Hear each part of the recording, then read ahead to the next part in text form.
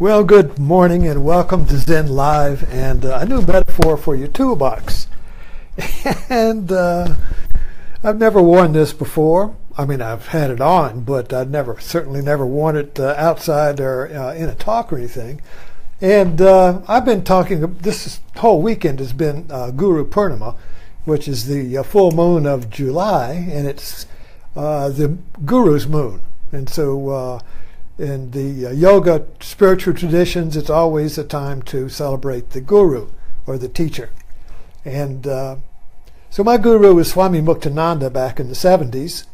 And we got remarried. He remarried my wife, and I had been divorced in 78. And we went to Ganesh Puri, his ashram in India. And it was 1980.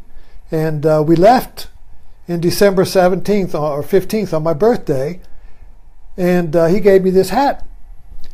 And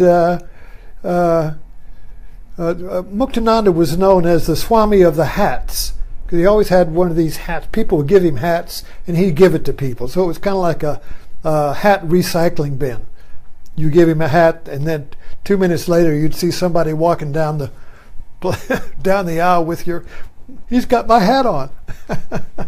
So anyway, he gave me this hat, and this one turned out to be a ski cap, so he pulled it all the way down, so my little face was sticking out. And he said, it's going to be cold where you're going. And that was it. So that was the last thing he said to me. Not that he said that much to me, but it's going to be cold where you're going. Little did I know how cold my great beliefs in my spirituality and future would become. Because the first thing, so when we came to Virginia, actually we came to this house right here in South Main Street where my wife's mother was living. And we came here temporarily. It's a big house. We'd been here before. And kind of like homeless people, she took us in, 2 kids, no money, no job, no prospects, and took us in. And I put Muktananda's picture on the wall, and Evelyn said, boy, you can't put that up here. And so I really knew that was the first cold breath of the winter, you see. I was not going to have a Siddha Yoga Center here in Blackstone, that's for sure. But anyway, so that's why I put the hat on. I just felt, what the hell? Anyway, so we come here in the morning, and I'll pull up a Eckhart Tolle quote on a little box of cards, and I'll let that kind of like kick off the talk. And so today's quote is, how spiritual you are has nothing to do with what you believe, but everything to do with your state of consciousness. So I got to thinking about, well, what is beliefs and what's its purpose? What do beliefs do for us? Do we have to have them? Can we do without them? Let's look. It's kind of like an orange, and so I believe this is an orange.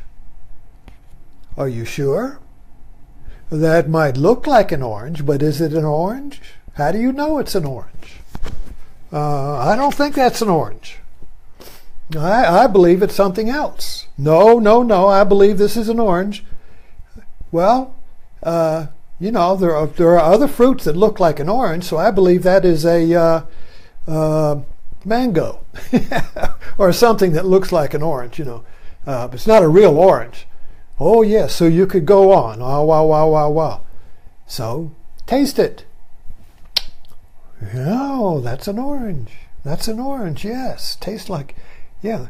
So what does it taste like? Well, it tastes like an orange. No, what does it taste like? Well, it tastes like an orange, but no, that's telling me what the taste is referenced to, which is a word, orange. What does it taste like? You see, we're lost. You can't tell somebody what something tastes like. So beliefs are references to existence that has no belief. The taste of the orange is not a belief. I don't believe I'm talking to you here. I am talking to you here. I don't believe it, because then I could say, well, maybe I'm not talking to you. You see, so a belief can be doubted, but I can't doubt that I'm talking to you, and you can't doubt that you're listening to me. So in the ground of being, in the ground of the taste of reality, there's no belief. You're listening, I'm talking, you're listening. That's not a belief. So we're looking at something here about a map. So let's dig a little deeper. So I put up here, going beyond belief. How do we get to this? So Tolle says that we're talking about how spiritual you are. So what he's saying is that spirituality has nothing to do with belief. So you can be spiritual whether you are an atheist, a Baptist, a Hindu, a yogi, a Buddhist, a Muslim, whatever you believe has nothing to do with the taste of the orange, you see. So spirituality, another thing about spirituality, because I'm spiritual, he's spiritual. I believe he's spiritual. Or I believe I'm spiritual. That's what I did when I went to Ganeshpuri. I believed I was a yogi. I believed I was special. So a lot of times spirituality gets hooked up with special, you see. Shogram Trungpa, the Tibetan Buddhist master who came here, coined the word spiritual materialism. Spiritual materialism is just one floor up from the materialism. Materialism is identification with and desiring and seeking material gains, cars, fame, the things in the world. So spiritual materialism is just the same, is just one floor up. Now I'm seeking spiritual gains, specialness, spiritual knowledge, spiritual validation, you see. It's all the same floor, just one level up, you see. So there's a lot of deception today in being spiritual, that labeling myself as being spiritual, you see. Non-dualist, and all these words, you see, all are just belief systems. So what Tolle is saying is that spirituality or spiritual does not have anything to do with the beliefs. Now what is spirit means has no form. Formless. Right? Spirit means no form. In Buddhism it's called empty. Nothing there, you see. So a belief is a belief in something. It could be something physical, or an idea, or a theory, or a philosophy, or a religion, but something. I believe in something. If I say I believe in nothing, that's still something. You see? You can't, when you say belief, there has to be something, belief in, and then you fill in the blank. And even if you say nothing, that's something. So once you say belief, you can't escape filling in the blank. And once you fill in the blank, you've fixed yourself. That's a conditioning. So we're beginning to look at I put this map up here, the flat map. So I'm here, you see. I believe I'm here. So the belief kind of like fixes me, and that's conditioning. Conditioning, you see. Air conditioning fixes the air, controls it. So conditioning is a control. It is a fixing. you see, into something that's permanent. It stops the world from changing, fixes it. So belief stops me from evolving. Belief stops me from transcending. Transcending, you see. So life is change. The fundamental principle of Buddhism is life is impermanent. This is also the fundamental premise of quantum mechanics. Life is possibility. And Einstein, there is no fixed point in his theory of relativity. There's no fixed point from which you can view anything. Nothing is fixed. Everything is change. So this whole understanding, the postmodern understanding of the world that's coming into being, is that reality is unconditioned at its core. It's not fixed. And the more that the river is fixed or a fountain is fixed, you see.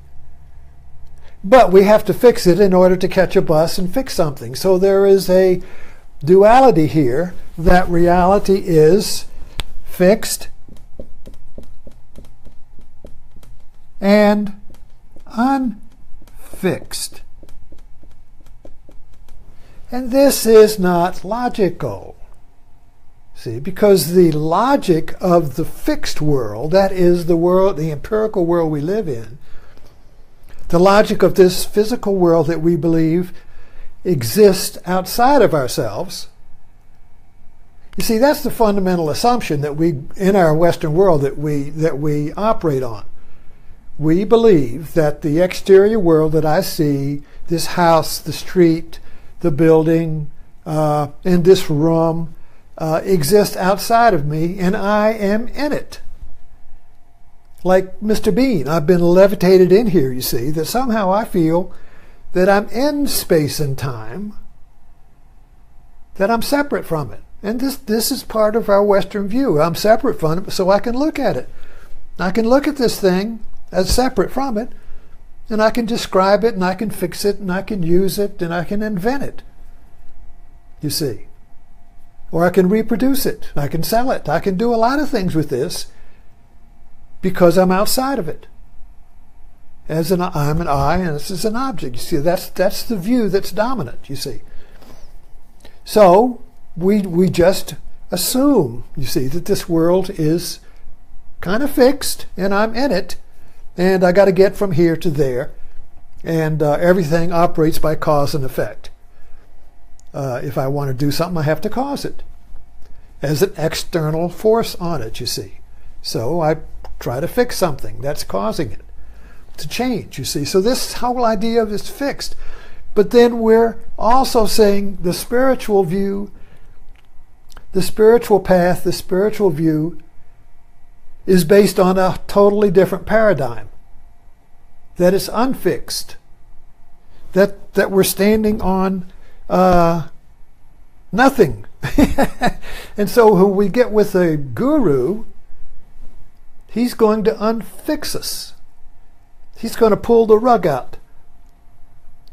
He's going to pull the rugs of belief out from under us one by one. It's like we're standing on a pile of belief rugs. And if we have the intention to transcend, if we have the intention to change, if we have the intention to be unconditioned, which, by the way, is the definition of love, if we have the intention to be free, we're going to have to pull the rugs of belief out from under us one by one. And so when we get on the spiritual path of seeking truth, truth is the unconditioned, the unfixed, we have to welcome the removal of our belief rug. So we have to want that. So I put this up here. this is my little Ouroboros, which is the dragon or snake eating its own tail. And you notice something about belief. I just, if you go to my Facebook page, which you're at, I usually, before I start these talks, I will put the topic down and I will start writing about it. And it will kind of like generate some energy for the talk. And so I wrote down, what is a belief, and I put down Tolle's quote. And right away, I won't say argument, but a conflict started, And so even about, and I had to say, wait till the talk, because I don't know what I'm going to say until I say it. So let's see. So I guess the point was that I got to looking, if I look through the eyes of Joe Friday, and I asked the question, well, what is a belief? What does it do? Just the facts. I would say then, I would conclude from his empirical point of view, which is just concluding what a belief, purpose of a belief is from its behavior, is that it creates conflict. Whenever you have a belief, there's going to be an opposing belief. Beliefs come in pairs or in a group. Me against many beliefs. But the fundamental structure of belief is this: my belief and your belief. And of course, you see, the beauty of this is that this is the head and this is the tail. Or this is me and this is you. However, in relationship, we're both the head and the other is the tail. So in relationship of beliefs, my belief and your belief, I'm going to eat your belief, and you're the tail and I'm the head and I'm going to eat it, and you are the head and I'm the tail and you're going to eat me. So we go round and around. Can you see that? So if you just break it down to that, you can see the whole conflict of our life in relationships, in the collective, in the whole catastrophe, is just basically a conflict of belief / belief. You see, so it looks like this: belief / belief. And the goal of the belief, I'll just take this off here, that the direction of this conflict of beliefs is going towards the one. So I'm the last, so the dynamic or the dialectic of my belief against your belief, my opinion against your opinion, is towards the one.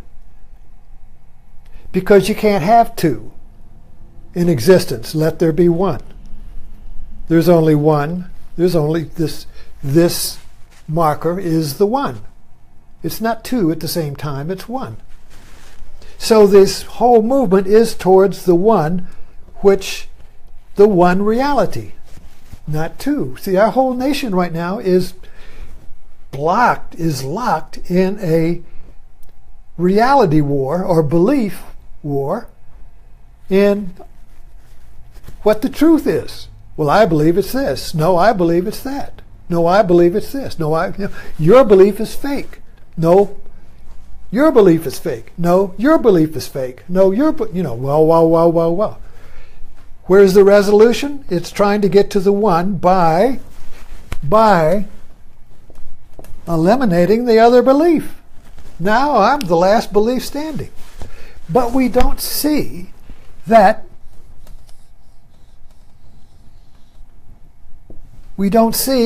this is a relationship, a duality. Each is mutually dependent upon the other one, so you can't have one without the other.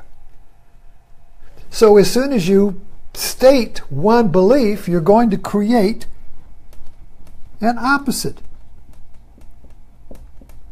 So if I were able to eliminate the other belief, so I'm the last belief standing, I'm the one, I would immediately create an opposite belief and it would take off again.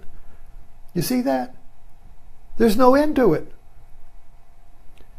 There is no arriving at the one that doesn't have a second. Because the second, as soon as I say I'm the one, the second is born. As soon as I say I believe this, someone is going to say, you're wrong, I believe that. And off we go, you see. So you can really see this dialectic of conflict. Each head of the dragon is seeking the one, the good, the right belief, the one belief, you see. And this is the conflict of religion and politics. Now, see, and also here, let's get back to this idea here. So the conflict of beliefs is unfixed. And the dialectic, the energy, the direction goes towards the fix. So when you get to be the one, you see what happens? When I eliminate I have defeated you, I have proven you're wrong, or I've just unfriended you, or I've beat you to a pulp with my superior logic, or I've brought in all my friends to affirm me and kick you out of the group. You see? In other words, all of us are right. Who are you? I remember once when I first got on Facebook, and there was this fella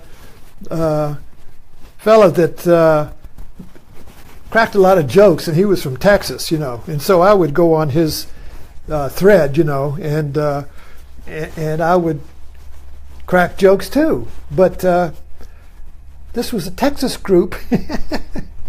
So I cracked some jokes about Texas, and suddenly they all turned on me and said, "Who do you think? What are you doing here? Get!" And so it was kind of like they were going to lynch me, and I had to run for my life. It was kind of scary. So, fortunately, it was just on Facebook. But the point is that that in order to make our belief the one, we have to get other people to agree with us. And if somebody doubts me, that's intolerable. I might have 99. I have my 99 people support me, and one person doubts me. I'll fixate on that. That Trump gets caught up in that. If one person doubts him, that fixes. He's got to get rid of that, because that one doubt makes me doubt my own belief. If one person doubts me, is an opposite to me, that's what I got to get rid of, even though I've got 99%. So this whole idea then of the belief is to get fixed, to stabilize myself, so I have no question about who I am, what my beliefs are, and my position in the world. My superior position in the world. Because when I'm the one, when I'm the one, I'm here. Right? I'm top of the world. Everybody else is beneath me. Everyone is subordinate to me. I'm in control, I'm secure, and I have stopped the world from changing. I have stopped death even, you see. I have stopped the threat to my superior oneness. I am the one. And of course, this was the model for the monarchy. The king is number one. And everybody bows, you see. So this whole idea of the one is the conflict of beliefs in order to get to the one. And the irony is that as soon as you create the one, there's going to be a contender. Somebody else is going to challenge you for the king. And so now you have to defend a new opposition. It's kind of like the master tennis players. You get to be number one, and then where do these kids come from? I beat all the professionals. I beat all the experienced one. I'm number one. And then I lose to some 16-year-old. Where do they come from? Where did this guy come from? You see. So this never ends, the Ouroboros. It keeps going, you see. And our belief is that we can make it end. Our belief is that we can arrive at the one and that'll stop it and I'll be at rest. I have no contenders, you see. I have no doubts. Nobody is questioning me. I have arrived. I can sit back now and just drink beer and pump gas. That's what my chief sonarman said in the Navy. He said, oh, you stay in the Navy, you take care of this sonar gear and stay in here 20 years and you'll be able to sit back and retire and just drink beer and pump gas, which was his idea of heaven. Well, anyway. So this you can see where this thing goes here. So the spiritual path is the desire for the unfixed and the desire to see through this conflict. The desire to end the conflict, but not by belief warfare. Something happens on our journey where we see the futility of this. Something happens on our evolutionary rise where we sense that this is insane. There's a madness here. We see the Ouroboros. We see the Ouroboros of self-consumption. We see the Ouroboros where I'm just repeating myself, Groundhog Day, over and over and over and over again. Same conflict, new people. Same war, new times. You see? Kicking the can down the road.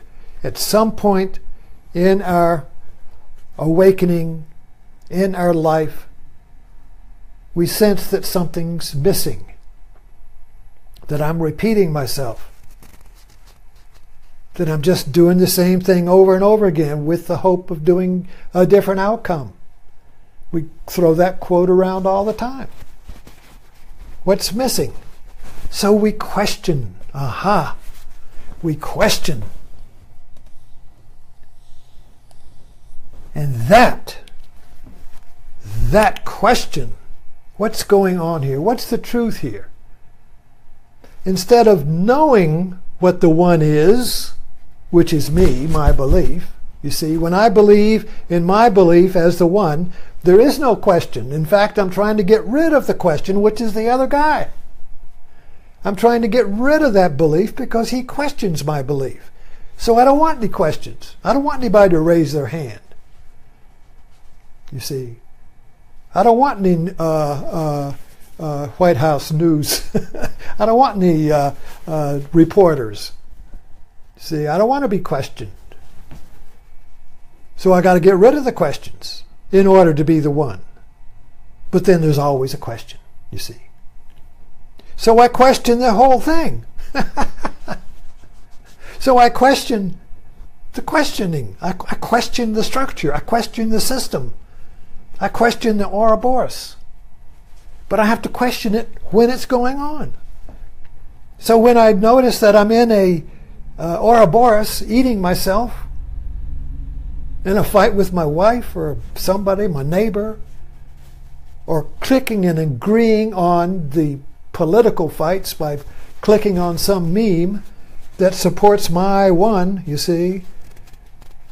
When I participate in a belief war by identifying with by one side, you see, I don't question. I just question the validity of the other one, but not my own. So the spiritual question is the question that questions the whole damn system. And usually the question comes after the fact. After we've had a conflict, we say, what the hell was that? What was that roller coaster ride I just got on? You see it on Facebook, that somebody gets into a belief argument with somebody and they get tied up in it and they go, nobody else can break in. They just keep going, and they come back the next day and they're still going on. It's a thread, you know, of kicking the knot down the road. It's kind of like a silk scarf and you got a knot in it. And so you got the knot today and then you move it down, you got the same knot tomorrow, you move it down, you got the same knot the next day. Knot, you see. They're always tied up in this. This is a knot.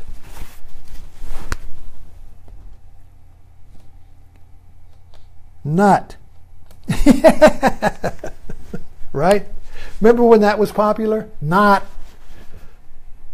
Knot. Okay.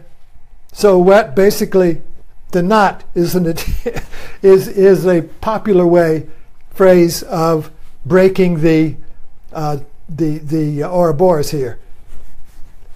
But the question that goes beyond belief then, the question has to question the conflict of the belief and its opposite, not the other belief, not just my belief. Well, maybe he's right. No, you question the whole thing. Because the question unfixes, this, what's fixed here, what's fixed is the wave. See, this is the conflict. This is the Ouroboros. If you were looking at it like you look at the, in the hospital, you look at the little TV screen up there, monitor, that's your breath, you see. So you're looking at that stretched out instead of in the moment, stretched out. So if you look at this Ouroboros of belief eating belief, it looks like that. So what's fixed is the pattern, but we can't see the pattern. What's fixed is the pattern, but we don't see that. That's unconscious. All we see consciously is the other guy who's attacking my belief. All I see is me being under attack. All I see and all I feel is me being threatened. All I am conscious of is me, and here's the other. You see, so all I'm conscious of is me under attack by the other. Whoever that is fill in the blank. And remember, this is a collective and an individual formula here. Collective, and you can see it on the news. You can see it on the world stage. United States and North Korea. My belief, their belief. The United States and Russia. Our belief, their belief. So this formula is cosmic and it's personal, right in your own kitchen. When you have a conflict with your partner, you see, on whose belief is the one belief. You see. So, seeing the pattern instead of the enemy, is a question is required that goes beyond belief. So the belief we're talking about here is a duality. This and that and this, you see. No belief stands alone. No belief comes as the one. Beliefs come as two. Beliefs come as two. Right? They come as two. And they go round and round and round trying to consume its opposite. Like brothers. Like Siamese twins. Trying to get rid of the other twin. So there's only one left standing, not realizing that if you kill your Siamese twin, you kill yourself. They're mutually dependent. You see. So, what's fixed? See, the irony in here is that the Ouroboros is trying to move towards being fixed by eliminating the threat to my being fixed as the one. But what's really fixed is the unconscious pattern. That's what's fixed. So spirituality is the question that tries to unfix what's fixed. And this is called karma. If you want. Okay? It's unconscious. So spirituality is moving from the unconscious to the conscious.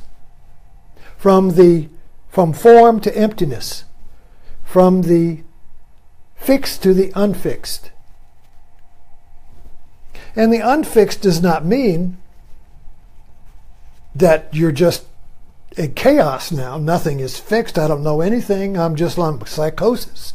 Psychosis is being really unfixed. Or being lost in a snowstorm is being unfixed. Or being lost at sea is unfixed. There's no reference point to orientate me. There's no lighthouse, you see. It's just vast unfixedness, you see. That's kind of like the physical terror of being unfixed, you see. So anyway, this question that goes beyond belief is going to happen first after the war, after the violence, after the conflict.